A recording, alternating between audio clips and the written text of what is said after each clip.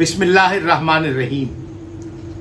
मैंने दीवार पे क्या लिख दिया खुद को एक दिन, मैंने दीवार पे क्या लिख दिया खुद को एक दिन, बारिशें होने लगीं मुझको मिटाने के लिए।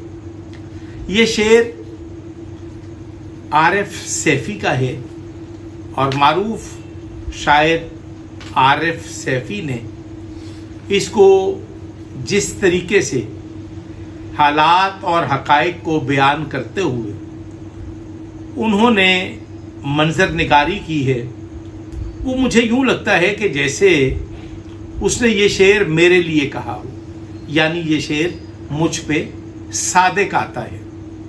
आज मैं वसीम अब्बास बलोच की तौहीने रिसालत करने और उसके बाद उसके तौहीने रिसालत का इर्तिकाब करने के बाद दुनिया इस्लाम का हर शख्स और रिसालत माब सल्लल्लाहु अलैहि वसल्लम का हर उम्मती उसके खिलाफ मुहासरा किए हुए हैं, उसके खिलाफ कानून के दायरे में रहते हुए उसके खिलाफ कानूनी चाराजोई के लिए मुतहर्रक हो चुका है। ऐसे हालात में हमें बार बार ये कहा जाता है कि आप वसीम बलोच की जाहिलाना गुफ्तगू तौहीने रिसालत के इर्तिकाब करने के खिलाफ अब आप जो इक़दामात कर रहे हैं या जो वीडियो बयान दे रहे हैं उसको रोक दें, इस सिलसिले को मुनक़ता कर दें, क्योंकि आपको कुछ हासिल नहीं होने वाला। भैया हमें क्या हासिल करना है? हम रिसालत माब के उम्मती हैं और आपको अंदाज़ा है कि रिसालत माब सल्लल्लाहु अलैहि वसल्लम ने जो दीन इस्लाम मुतारिफ कराया है उसमें एक जुज़्व है अजान। अजान बुलंद करने वाला शख्स कभी भी मायूस नहीं होता, उसके जज्बात उसके एहसासात आम मुसलमान से अलग थलग होते हैं। क्यों कि जब वो अजान फजर बुलंद करता है गुलदस्ता अजान पर खड़ा होकर, एक नमाजी भी मस्जिद में ना पहुंचे तो वो उसी जज्बे और इन्हमाक के साथ वो जोहर और असर की अजान भी उसी यकीन और ईमान के साथ कहता है। फिर वो मगरिब इशा की अजान भी गुलदस्ता अजान पर खड़े होकर वो सदाए अजान बुलंद करता है। और अगरचे मस्जिद में नमाजियों की तादाद मायूस कुन हो, वो उसके बावजूद भी अगली सुबह वो अजान फजर फिर बुलंद करता है। मैं भी अपने आप को मुअज्जन विलायत इलाहिया समझते हुए अपने मनसब से अपनी जिम्मेदारी से ओहदा बरा होने की कोशिश में मसरूफ और मशगूल हूँ। फिर मुझे मनफी और मन घड़त जो प्रोपेगेंडा का सामना है, यानी कि इनकी सोशल मीडिया पे जो टीमें बैठी हुई हैं जो मनफी और मन घड़त प्रोपेगेंडा कर रही है, मुझे उससे भी कोई खतरा नहीं है। क्यों कि हम ईमान और यकीन के बहुत करीब हैं। हमें कोई दुनियावी माल और मता की हिरस और हवस नहीं है। हम जिक्र इलाही, जिक्र मुस्तफ़ा और जिक्र अहले बैत करने के लिए उसकी उजरत और मुआवजा तय नहीं करते, और हम जिक्र हुसैन को बेचने वालों, करबला को बेचने वालों से मुतसादम खड़े हैं। क्यों खड़े हैं कि उन्होंने जिक्र हुसैन की, मजालिस से अज़ाए हुसैन की उन्होंने रूहानियत को पामाल कर दिया है। जो हमारे आबाओ अजदाद ने, हमारे असलाफ ने, हमारे मशाहिर ने, हमें उलमाए हक्का ने जो ये बताया था कि जिक्र हुसैन आपकी मग़फ़िरत की ज़मानत है। अगरचे आप कितने बड़े गुनाहगार हों, लेकिन जब आप मजलिस हुसैन में सफ़े अज़ाए हुसैन पर आप तशरीफ़ फरमा होते हैं تو وہ جو آپ کی ظاہری زندگی ہے اس میں سے آپ کی جو زندگی ذکر حسین میں بیٹھے ہوئے مشغول اور جو مصروف ساعتیں ہیں وہ آپ کی پوری زندگی سے منہا کر دی جاتی ہیں. یہ وہ عمل ہے، میں یہ سمجھتا ہوں، نماز میں، اذان میں، ذکر الہی میں مشغول مصروف کسی عمل کی وہ زندگی جو ہے وہ اس کا حصہ رہتا ہے، لیکن ذکر حسین میں گزری ہوئی وہ ساعتیں جو ہیں آپ کی زندگی سے منہا کر دی جاتی ہیں. یعنی وہ گھڑیاں، وہ لمحے، وہ وقت، وہ اوقات اضافی ہو جاتا ہے. یعنی کہ جب آپ ذکر حسین میں مصروف ہوتے ہیں تو وہ جو لمحے ہیں، جو وہ وقت ہے، وہ آپ کی زندگی میں اضافے کے طور پر شمار ہوتا ہے. میں پھر عرض کرتا ہوں کہ ہماری وسیم بلوچ سے کوئی لڑائی جھگڑا یا ذاتی بغض، اناد یا کدورت نہیں ہے. ہم نے یہ دیکھا ہے کہ اس جب سے وہ ممبر سے وابستہ ہوا ہے اس نے ممبر کو، مکتب کو، ممبر کے وقار کو اس نے مجروح کیا ہے. اس نے قومی وقار کو رسوا اور تنزلی کی طرف دھکیلا ہے. پھر میں ایک بات عرض کروں، وسیم بلوچ کا استاد ملک جعفر تیار ہمارا بہت اچھا دوست ہے، لیکن المیہ ہے. یہ وہ تکلیف دہ بات ہے جو میں نہ چاہتے ہوئے بھی آج کہنے جا رہا ہوں. کیوں کہ میرے دلوں کے بھید میرا پالنے والا، میرا مالک، میرا خالق اور چہاردہ معصومین اس سے بہتر طریقے سے آگاہ ہیں. وہ کیا ہے؟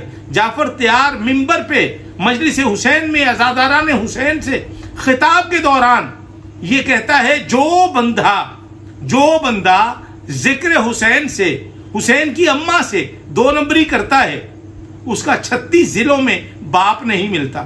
میں ملک غلام جعفر تیار سے کہتا ہوں، میں 2-4 نام آپ کو دے دیتا ہوں، آپ ان کا باپ مجھے 36 اضلاع کی بجائے پاکستان کے 4 صوبوں میں گلگت بلتستان سمیت آپ کہیں ڈھونڈ دیں کہ وہ لوگ ذکر حسین سے انہوں نے اس کو بیپار بنایا ہے، اس کو کاروبار بنایا ہے، اور انہوں نے جس طرح سے ذکر حسین کو مہنگے داموں بیچا ہے اور عزاداران حسین کے خضوع و خشوع، ان کے جنون اور ان کے عشق کو جس طرح سے انہوں نے بیچا ہے. یعنی کہ میں سمجھتا ہوں ذکر حسین کو عاشقان حسین کے سامنے جو بھاؤ تاؤ ان لوگوں نے کیے ہیں وہ کون کرے گا؟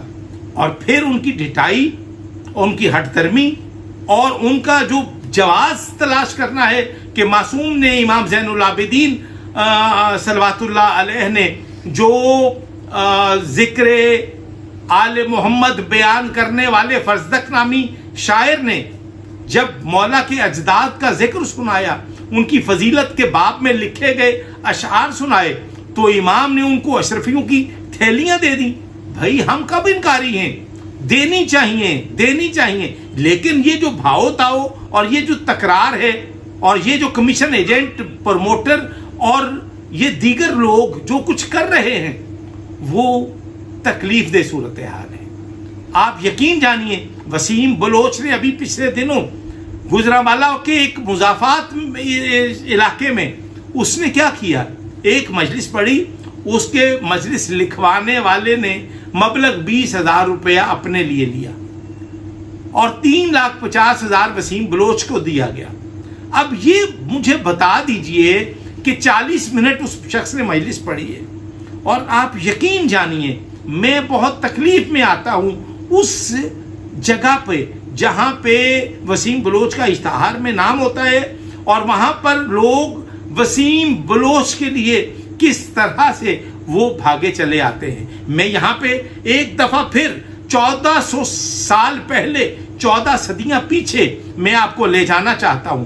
لشکر، ہجوم، جھمیلا، آپ اس کو قطعی تعداد کو ملحوظ خاطر مت رکھیں، ورنہ کربلا کے میدان میں امام علی مقام فرزند رسول امام حسین علیہ السلام نے تاریخ پلٹ دی کہ ایک طرف 36 ریاستوں کی فوج ہے اور ایک طرف امام کے رفقا اور وہ 72 نفوس جن کا وجود اسلام کی بقا کا ضامن بنا. اور میں یہ سمجھتا ہوں आज जो हमारी मजालिस में ये जो हुजूम, ये जो रश, ये जो महंगे लोग, मैं आपको उन लोगों के नाम ले देता हूं जो तकवे से बहुत करीब होने का दावा करते हैं, लेकिन वो एक मजलिस अज़ा के खिताब के लिए 5 लाख रुपया वो मुतालबा करते हैं। नाम अगर कहेंगे मैं उनका नाम भी ले दूंगा, लेकिन मैं एहतियात बरत रहा हूं।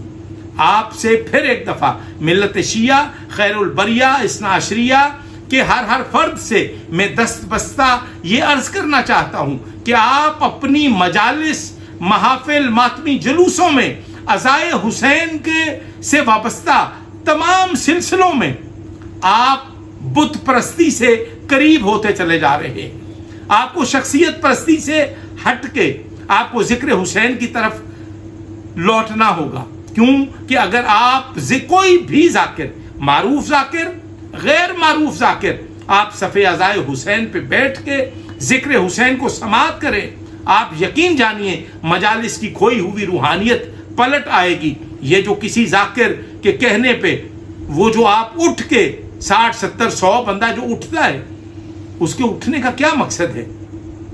कतई नहीं। आपको चाहिए कि हमारे आबाओ अजदाद ने, हमारे असलाफ ने, हमारे उलमा ने हमें बताया है कि सफ़े अज़ाए हुसैन पर मासूमीन तशरीफ फरमा होते हैं, और अगर मासूमीन तशरीफ फरमा होते हैं तो हमें इस यकीन के साथ ये एहसास रखना चाहिए कि जब सफ पे मासूम भी मौजूद हैं तो हमसे कोई ऐसी हरकत सरजद न हो जाए जिससे हमारी निजात मशकूक हो जाए और हमारा मजलिस अज़ा में बैठना मुनाफा की बजाय, फायदे की बजाय वो खसारे में बदल दिया जाए। मैं फिर एक बार जाकिरीन, वाइजीन, मुनसिमीन मजलिस, मजालिस व महाफिल के बानियान और वो लोग जो मजालिस के इनाकाद में मावनीन की हैसियत रखते हैं, उन तमाम लोगों से सिर्फ ये कहूँगा कि आप बुत परस्ती के मर्ज में मुब्तला होने की बजाय, आप शख्सियत परस्ती के